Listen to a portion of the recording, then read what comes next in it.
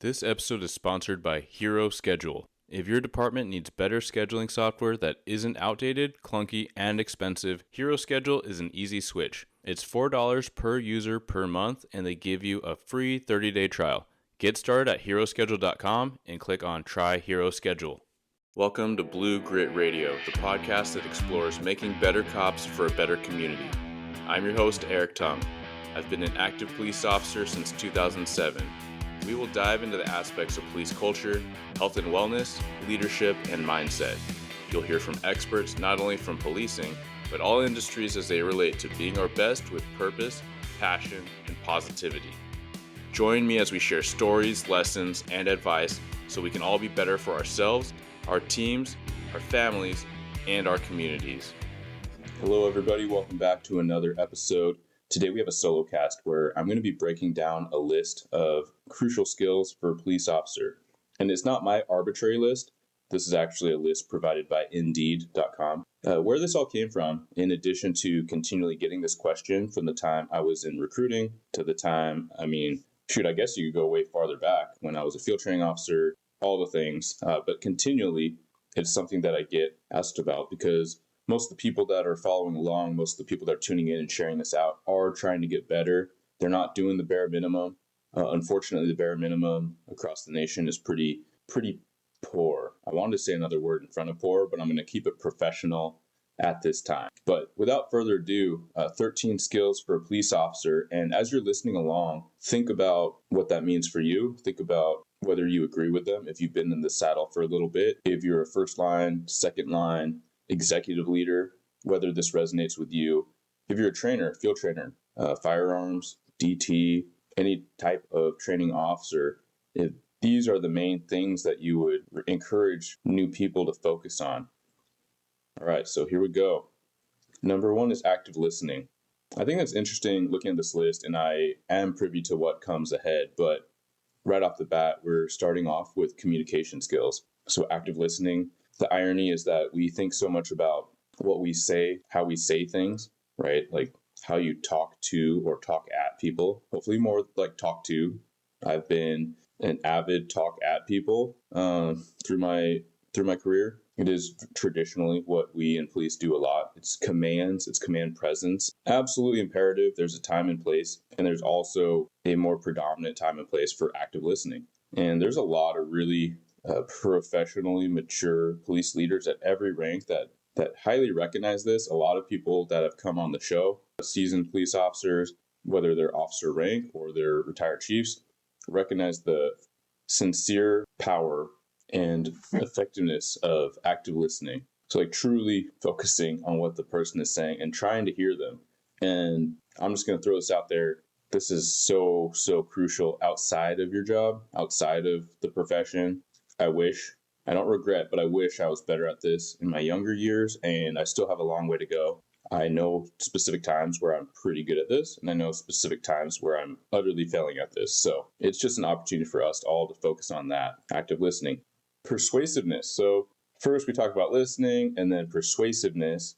A lot of people are going to think about what you're saying, and I'm going to agree. However, in addition to that, think about the first one, like active listening. Are you better persuaded by an idea, by somebody, by a concept, an opinion, if you feel like the person delivering that was open to your insight and your idea? I certainly would be. I can think of a host of people that I've worked with through the years that seem to always want to persuade, but seem to not ever really want to listen. And it really shuts people down, right? So whether it's someone that you're working with in your building or it's somebody out in the public, recognizing that if you give someone the time of day to hear them out in a respectful way, they're going to be so much more open to hearing what you have to say, right? So persuasiveness, being the ability to convince somebody of the right course of action. And that's right from the website here. So we can think about all the necessary reasons, right? Persuasion could literally be getting somebody to comply, like convincing someone that they ought to surrender and come out with their hands up, hands visible. And this is Negotiations 101. There's been some people with negotiator experience on the podcast. And yeah, absolutely. It starts with building rapport, not just throwing your authority around. So especially the young ones that coming into the job. Yes, we do need to work on officer presence and a concept or theme like act as if. I feel like that's a very useful tool and theme to think about, especially for people without quote unquote a lot of life experience and not a lot of confidence coming to the job, where they need to think about tools and themes to help promote their own confidence, fake it till you make it, that kind of thing. But ultimately, just recognizing that when you give someone the time of day and you're respectful and you are dialed in, you're super professional. And that's not just by how you act, what you say, but that's absolutely how you carry yourself, how you show up, how you engage with people, eye contact, poise, what's your uniform look like. I myself and my agency aren't the boots shined kind of agency, but yeah, it really makes a difference whether you have some posture, you have a clean uniform that actually fits you versus some raggedy thing where, your guts hanging over your gun belt. That's a whole nother story. So yeah, just show up like you care. And that translates into so many realms that I really don't want to go down the rabbit hole. So we will leave it there. Persuasiveness. All right, attention to detail. You could riff off what I just said as far as appearance, and maybe we will go there, right? So appearance. Let's start back to where it first matters, your interviews. People size people up, right? That's not just police interviews, that's all interviews. There's a reason why people are supposed to be well groomed before an interview. That's the reason why you're supposed to wear nice clothes, right? Professional business attire, whether that's a suit and tie, whether that's, blouse or a sweater and slacks, whatever the thing is, there's a reason why you're showing up to demonstrate and portray, show off your best. And that goes absolutely into academy. There's a reason why there are traditional inspections in traditional academies where you have to stand at attention and your TAC officer or your instructors will walk up and down and, quote unquote, gig you, where they're looking for anything out of place, right? Is your collar kind of folded weird? Was your uniform pressed? Is there a lint on it? Are there these little threads hanging off? Are your boots shined, polished, right? And why is this? Is it just arbitrary? No, they're trying to teach you attention to detail and discipline and all these other things. But going back to attention to detail, why does it matter? Well, when you walk into a scene, you need to pick up on all these different things. You need to pick up on potential evidence. You need to pick up on signs of foul play, things that might be crucial to the investigation later.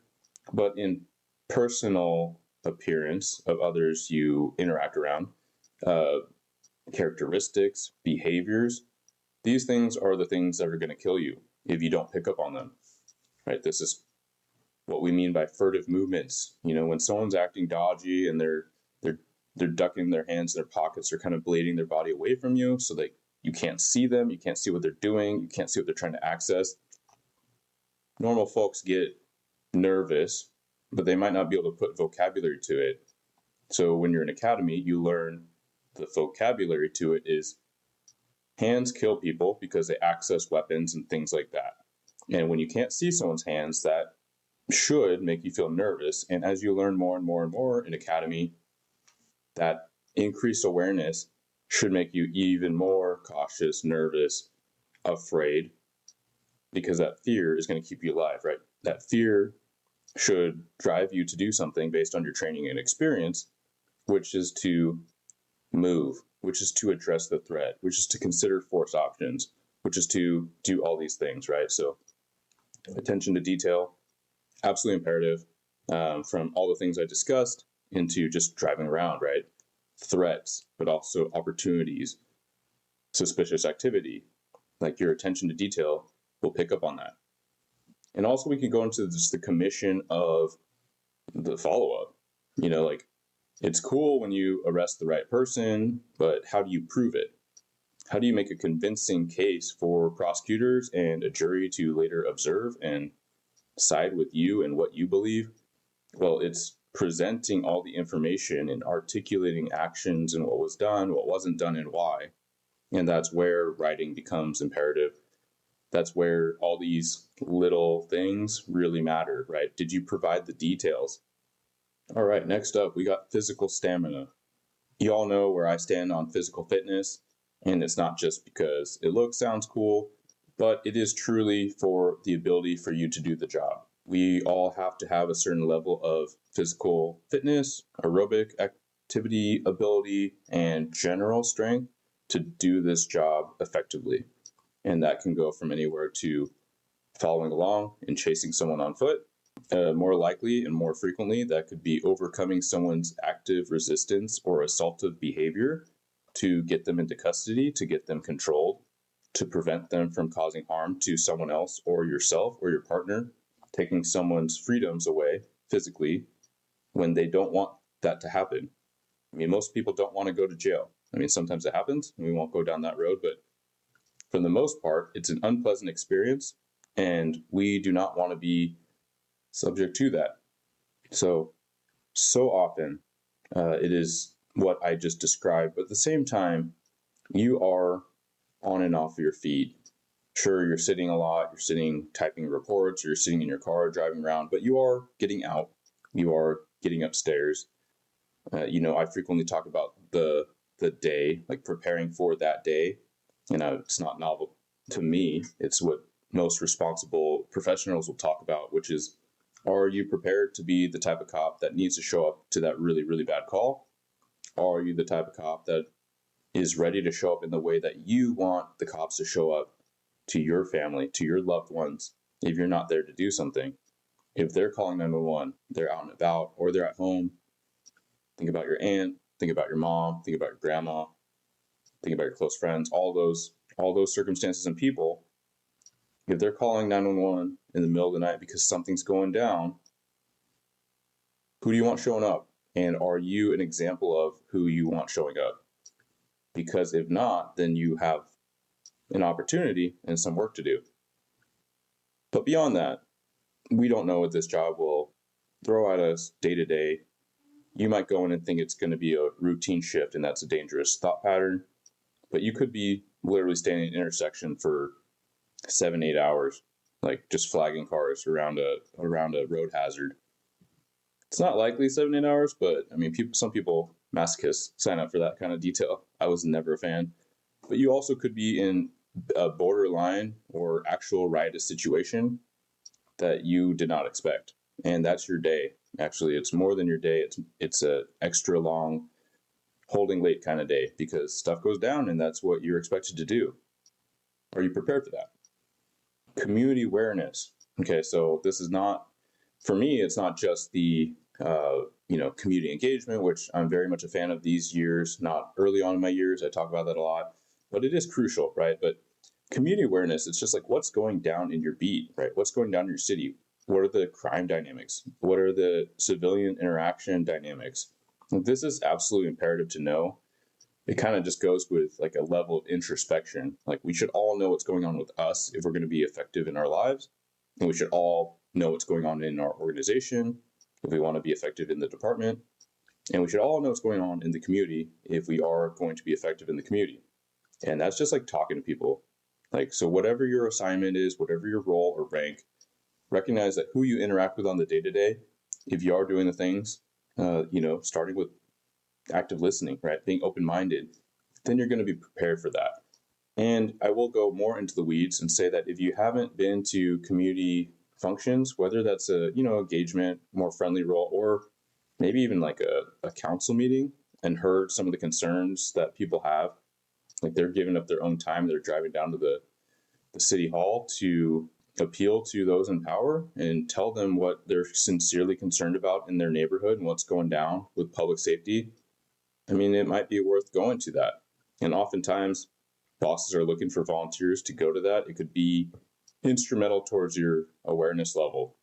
And for people that want to promote, not just about like looking good, but just knowing that you have the confidence, you can speak to the regard and the awareness of things that you need to know to be effective and to guide your team in an effective way.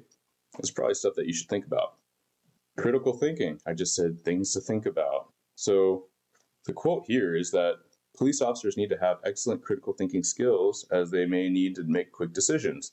Who would have thought? Yeah, the job is not simple. And It's not just following orders. It's actually very contrary to that. Most officers in the nation operate very independently. We don't all mob around like 5 or 6 officers and run everything by each other. I mean, you do see pockets of that at times in municipal areas, but think about smaller towns, think about counties. I mean, a lot of people have to make decisions on their own. And, our administration for years has said, especially when they promote a new sergeant, they're like, hey, when we promote a sergeant, we are expecting and trusting that this individual can act on behalf of the chief of police in the middle of the night when they are the highest ranking officer in the city that's working at the time. And that's absolutely true, right? So it's receiving all these inputs, all these things from your high ability to communicate, which we covered, and also your high attention to detail, receiving all this information coming in, and then doing with it what makes sense. And that's based on training. That's based on putting it all together and making a cohesive thought process to problem solve. Next up is interpersonal communication. We already talked about active listening and persuasion. So now we're talking about relationships, which are built upon communication and trust. So no doubt, although we may have to operate a lot independently, and that's, hey, you might be that one person or the 2 people on a call, you got to make a decision without calling the sergeant sometimes. But if we talk about a police officer being effective and a police agency being effective, then it absolutely goes back to the team. And that's why I preach and I talk about this so much. And I don't mean preach. It's like the things that I've learned and the things that people are actively teaching me on the podcast is what I like to promote, and continuing the conversation, asking the right questions so that we can continually get better. I sincerely think we have a lot more that we can discuss because we clearly have a lot of work we can continue to do. Like, we have so much room to grow in this. Next is morality. So a little bit sad that it came this late, but I think that it is something that officers would put right at the beginning. And I'll also say this isn't in order of importance. This is just how the article outlined it. But I think just about every cop would say integrity, doing what you say, meaning what you do, and then morality based on values, right? So we all have to be of upstanding values and judgment based on those values. People are putting a lot of trust in us. We have a lot of power. And with great power comes great responsibility, right? Throwback to OG Spider-Man, Tobey Maguire, back in the day. Of course, that was Uncle Ben that said it first. So morality, though, I mean, that's why we spend so much time on the hiring process. That's why there are so many steps beyond your average job or vocation. That's why you have a polygraph. That's why you have a background check. And a lot of jobs have background checks, but they're nothing, including fire, they're nothing like police background checks for a good reason. All right, first aid and CPR. I won't need to get too much into this. We know that it's very likely that police are going to arrive first when someone calls 911. And that's not like shade on the fire department, but we are actively driving around for active response. And fire departments are oftentimes at a station, and so they may not get there as quick. So imperative for us to have some basic ability. And I know that there's been a lot of traction in this, especially in my region where officers have first aid training. They have combat first aid training. That's a whole other thing that's absolutely crucial. Stop the bleeding, tourniquets, chest seals, all that good stuff. But also AEDs, right? Defibrillators. So again, seconds save lives. And so if you are proficient in doing that stuff, then that's great.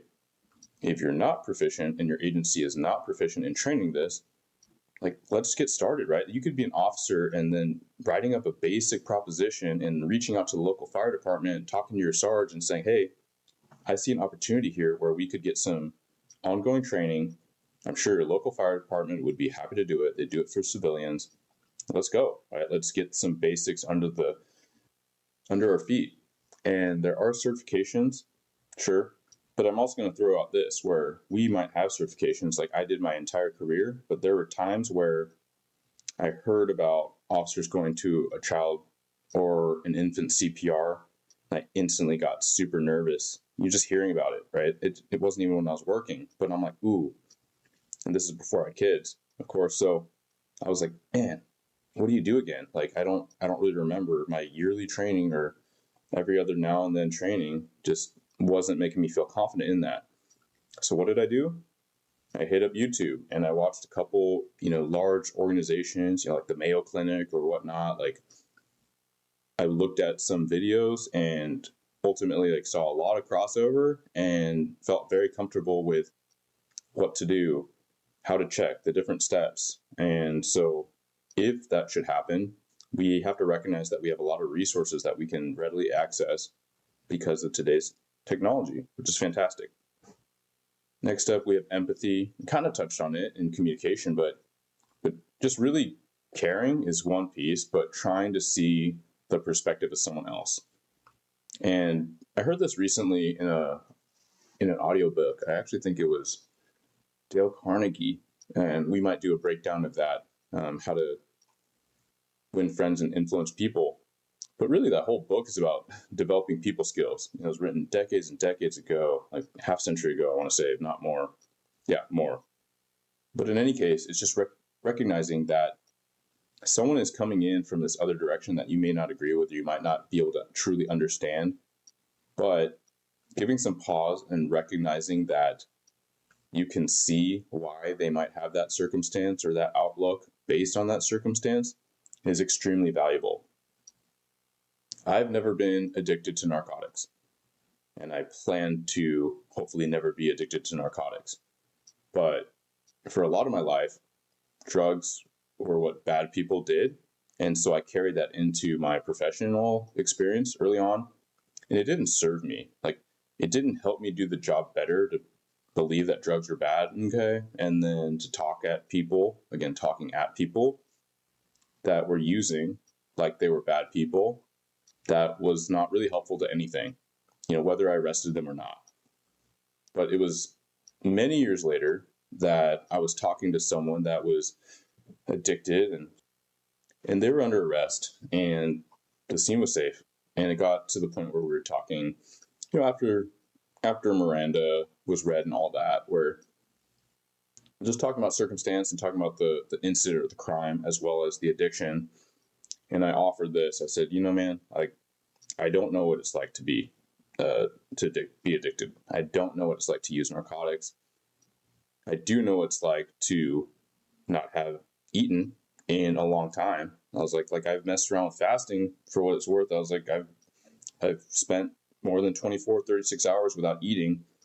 And that was completely by choice. So I get that. But at the same time, when I got to that point, literally all I could think about was eating, like every single second. And it just occupied my whole existence for a little while. And the guy looked up and he was just like, yeah, man, that's what it's like.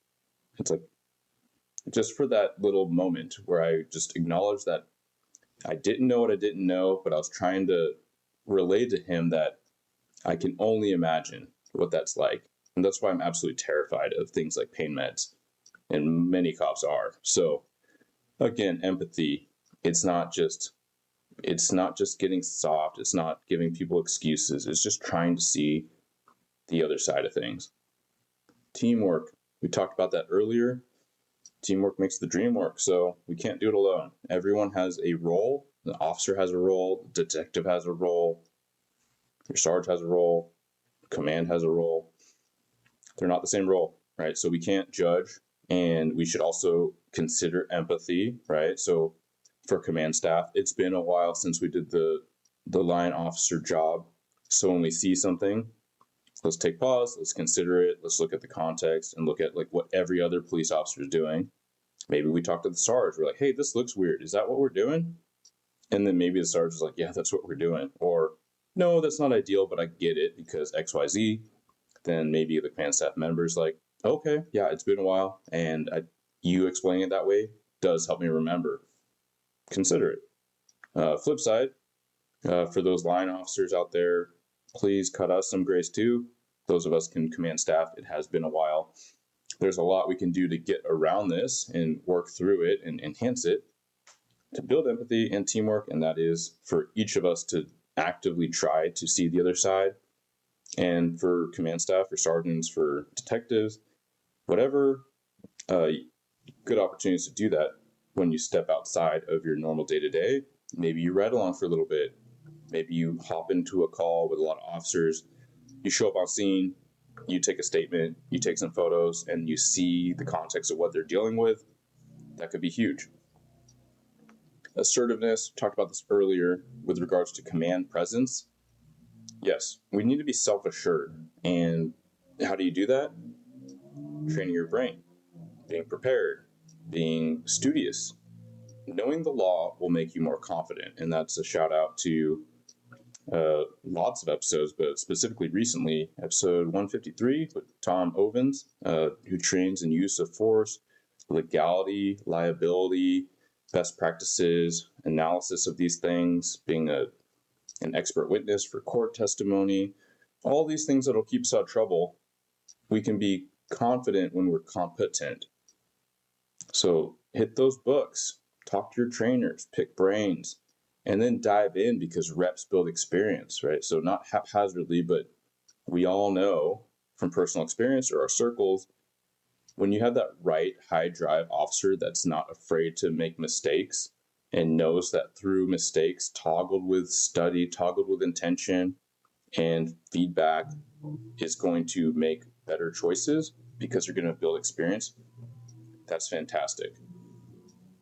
Now, next up, finally, we have courage. I love the discussion of courage, and I think for a lot of people, we recognize that courage is not the absence of fear, but it's doing the right thing, or maybe even a risky thing, an uncomfortable thing, an unsafe thing, and that could be physically, that could be, it could be emotionally, it could be organizationally. When things are not so clear and easy, right? So it's doing the hard thing in the absence of guaranteed safety.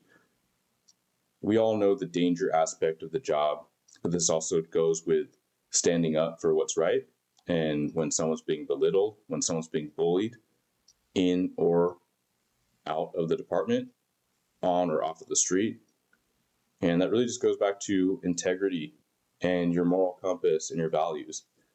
So I love ending it there as far as the 13. I think I already said it, but I would definitely put integrity at the top. I do recognize that's where most people land.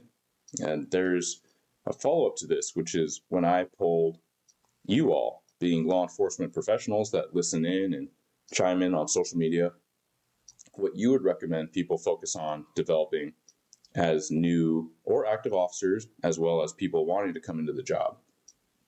So on here, I'll just rattle off real quick. They have another section that's how to improve these skills for police officers. Number one, volunteer at community events. I kind of talked about that, right? So knowing your community and your context. Number two, review local state legislation, right? Knowledge is power. Competence breeds confidence. Just said it. Number three, ask for feedback, right? So I also said that. So when me, I didn't cheat. I didn't read ahead of here.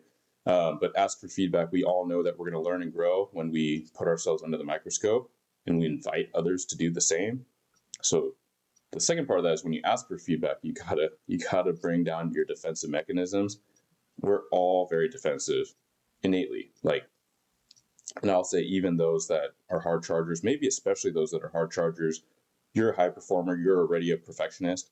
The last thing you want to do is hear someone else critique what you're doing because you're already really hard on yourself. But please do, and you will get better when you put that into action. Number four, enroll in online courses that target skills. So that's developing yourself. And some agencies are great and pay for all this training. Others are not, where it is incumbent on you. You're doing this job. You wanted to do this job. No one made you do it. So develop yourself. And an example could be defensive tactics, where your training isn't provided to the level that you want.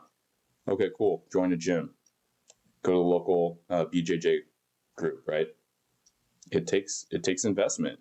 Maybe it's training. Maybe your department doesn't have robust legal training and you hit up some entities outside. Maybe your department will or won't pay for it. Maybe you got to go on your own time. There's a lot of cops that, whether it was canine, whether it was SWAT, whether it was investigative training, that they had to pay their own way and they had to even take time, right? Sometimes it's great when an agency doesn't have the money to pay your tuition, and they can give you the time to do it on the clock, but it's not guaranteed. And we can ask for it. We can work towards a culture that supports it. We can look for grant money. We can take ownership in these levels, but ultimately the ownership falls to you to get the thing done. And maybe it's just looking for feedback, right? There might be a lot of industry experts or subject matter experts in the area that are willing to give you some time and some insight, where to go, what to look up. It might be free. It might just be treating them to a cup of coffee, right? Spending an hour. So absolutely, that's a huge thing. I've done it for countless hours trying to help people in wellness or recruiting, just because it's there, right? There's people that we can all elevate together. Rising tide raises all ships. Thank you for tuning into another episode of Blue Grit Radio. As always, support this community by subscribing, giving us a 5-star review, and following, liking, and sharing posts on Blue Grit Wellness on Instagram. You can reach me there or email me at bluegritwellness@gmail.com. Be well and stay gritty.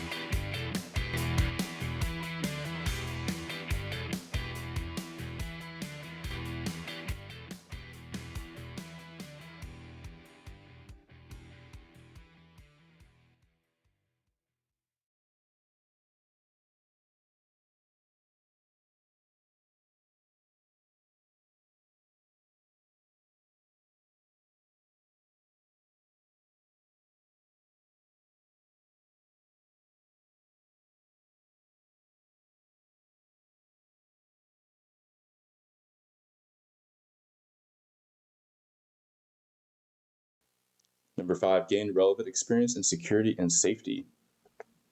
All right, so that's for people that have not been in the job, is how this reads. So if you're not a cop, look at security or public safety officer jobs to potentially expand your experience. Yeah, absolutely. So we've talked about that probably countless times, about jobs that you can get into that will help you ready yourself for this job. And that could be security, that could be asset protection, loss prevention, could be corrections, community resource officers, all these types of roles, probation, sure. But it also, as we know, can be social work, it can be teaching, it can be coaching. You might be straight out of school, but you have a lot of experience coaching kids, or you volunteer with underprivileged communities. It goes back to the community awareness, it goes back to people skills, it goes back to empathy, all these things. So again, the list is not exhaustive, and if I were to poll you, which I have, and stand by for that episode, there's a lot of other things that come to mind, but hopefully this gives you something to think about, whether it's for yourself, whether you're new, whether you're experienced, whether you can chew on these different concepts, see how they relate to you and your context, your organization, maybe your trainer, how you'd suggest people adopt these things or integrate them into your current practices. So we can all be better. We can all put ourselves under the microscope, going back to feedback, and making sure that we're being the best version of ourselves. All right, lastly, I'll close with a couple things. In light of continually getting better and the real prerogative of these projects, Blue Grit Wellness, Blue Grit Radio, the Get Gritty course is being wrapped up currently as we speak. So this is an online course. It is self-paced. It's guided by me, where you have slides, you have information about building routines, developing your mindset, and then applying that to ultimately the context of this job. How do you become the best first responder you can be at work and outside of work, right? So achieving better work-life balance in this adaptable lifestyle so that you can do all the things you need to do to be the best cop, best dad, mom, parent, community member, all these things. So stand by for that. Shoot me a message on one of the socials or an email if you want to be notified when that's live. It's coming soon. Also, for those coming into the job, testing or getting ready to test, I'm going to have some information available for how to crush your oral board process, all the things that come into the hiring process, not just a course, but a PDF that'll be available soon. So if you want to be notified ASAP, again, shoot me a line. Lastly, as always, Let me know what this episode did for you. Give me feedback on all the episodes. It's really helpful to help me guide the process and provide content that is meaningful and helpful to you. Otherwise, there's really no point. Um, that's really what it's all about. So if you like what you heard, if you found value, absolutely share it. And I am absolutely grateful for all those shares. Truly, it's the best compliment I can get is when you're willing to put your name on it, send it to somebody, put it on your social media, that it was helpful to you. It helped generate these certain thought processes for you and your team. You found some piece that you took on for the rest of your day, week, month, theme for the year that you could catapult into the next level to develop yourself. That's really what this is all about, is making sure that we can get better as individuals so that we can get better for our families, our teams, and on and on and on. So I appreciate you so much. Thanks for tuning in. Thanks for doing the job, and be safe and stay gritty.